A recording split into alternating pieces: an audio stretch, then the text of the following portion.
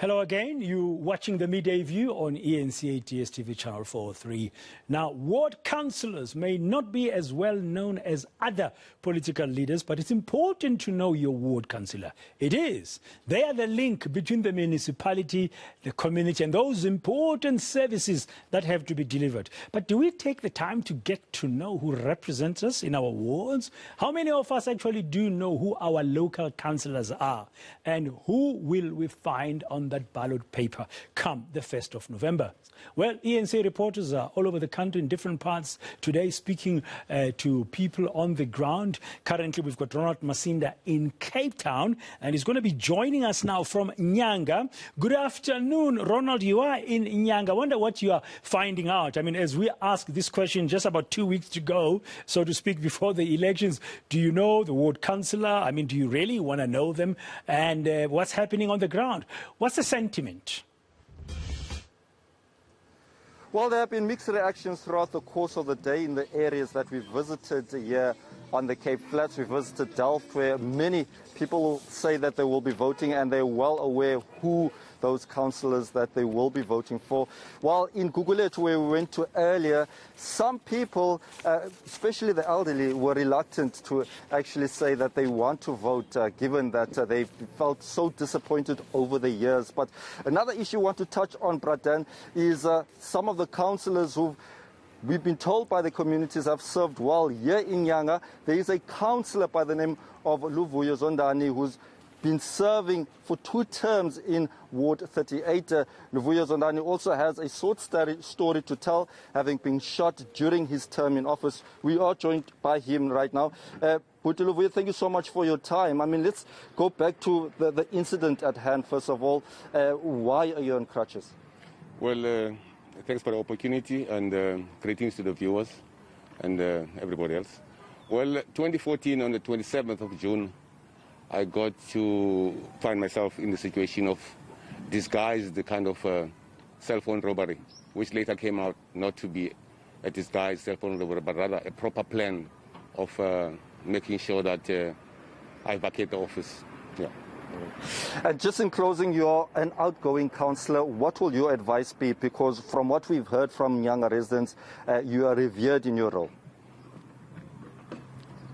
Look, the challenge is you want to find out the perception that we're having in the area. This is Sub-Council 14. I'm standing in my ward is Ward 38, but this is just a neighbor ward, but all of them in Sub-Council 14. One of the main challenges we're facing in Sub-Council 14 has been the challenges of course, DA not being able to sort out efficiently, effectively, the projects that have to do with housings around. Housing projects that have been running for the last 3 or 4 years with no ending. Crime is high in this area. We are known to have been #1 spot for a long time. It has changed now for a long time as NYANGA, which is Sub-Council 14, Gugulethu part of that. Of course, another headache that we are experiencing as a community is 2 things. The roads are pathetic. They need total resurfacing of the roads and rehabilitation of the roads. Why didn't it happen in your term, though? What happened in my term? Some of them have been done.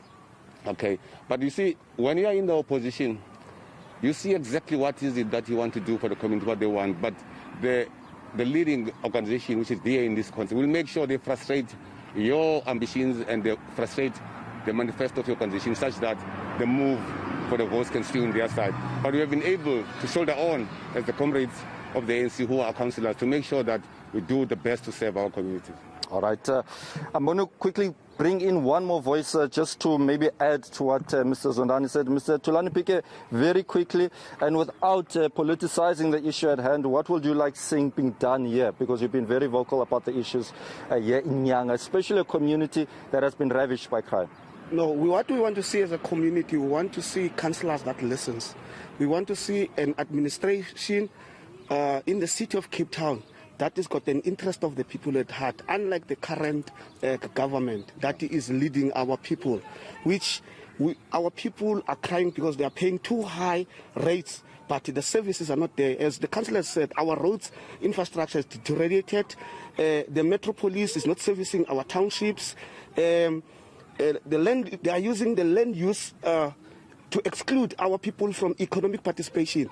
In the city of Cape Town, you can't even get a business license because the standard is too high, the requirements are too high for our people. Yeah. So we want a government that is closer to the people, that listens to the people, and we want councillors that work, that are dedicated, and they report whatever fault that is there in our community. That's what we want to see. Right, Mr. Pike, thank you very much indeed for your time. So many issues at hand in areas such as NYANGA. It will be very interesting as to how the November 1st elections pan out during the elections that will be taking place here across the 5 wards. Yeah, Ronald, very important point that we want councillors who listen to us as people. While you're still connected, let's bring in now Dasen Tatia. Dasen Tatia is in Matatiele in KZN. Dasen, in the Eastern Cape, rather. Good afternoon, Dasen. We just heard there on the ground in Cape Town's NYANGA Township, Ronald Masinda speaking to 2 gentlemen. One of them is a current, he's been a councillor for 2 terms. The message is clear from the other gentleman who's arrested. We want councillors who can listen to us. We have so many problems, you know, that we are facing. I wonder what is the sentiment in the Eastern Cape? Well, you know, Braden, I think I'll qualify the statement by first telling you that this is obviously not an exact science, and we can only comment on those conversations that we've had with the people that we've met during this time. But the message that we are getting from here, and we've been to a few wards in Matatiele, is that people have lost faith. I mean, I've been talking to people about voting. Some of them are saying that they don't want to vote. Others are saying that even at this point, at this late stage, they're not even sure who it is that they want to vote for. I mean, the councillors that come in here, I'm in Ward 1 at the moment, will have a lot of work to do. I mean, look at this road behind me.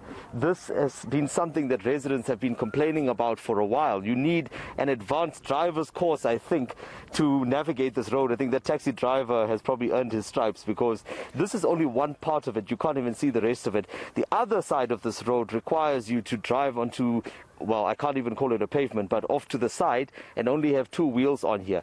Residents have told us that these are concerns that they have had not since now, they've had them for a long time.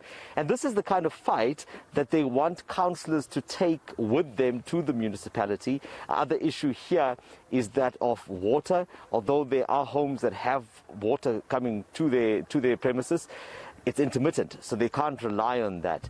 But most concerning is what we encountered just a short while ago, with some of the residents saying that they were not even sure who it was that is going to represent them from the respective political parties in this ward. They haven't seen them and they don't know them, apart from seeing the posters here and there in the ward. I just want to let you listen to part of a conversation I had with a Mr. MATOLONGWE. He's one of the residents here in Matatiele, Ward 1. The road is filled with sewerage water. We have no more water here at all. Hey, we are living in hell, man. You see, it's the 4th week now without living without water. And our roads are like this, they are just scattered. And sometimes we don't get electricity. Maybe sometimes for 2 days, no electricity. But these people want us to vote. How can we vote? I don't even know my councillor here. Because they don't go through all the streets to show themselves. We don't know them. Very interesting, Dustin, that comment by that local Matatiele resident. They don't know these councillors, they don't know people, and it's just 2 weeks to go before the election. So how can you vote for somebody you don't know? Very interesting, eh?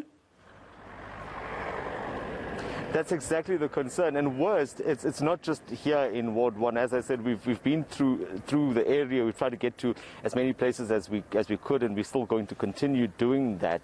And that seems to be the case here, because there seems to have been a lot of promises that were made, and yet when they see now that some of those promises have not been delivered on, that is what influences that decision that we've been hearing, because they say that they are just tired. I mean, I have yet to meet, as I said at the beginning, this is not an exact science, but I personally have yet to meet someone who is excited about voting in this upcoming election and who categorically knows who it is that they want to vote for.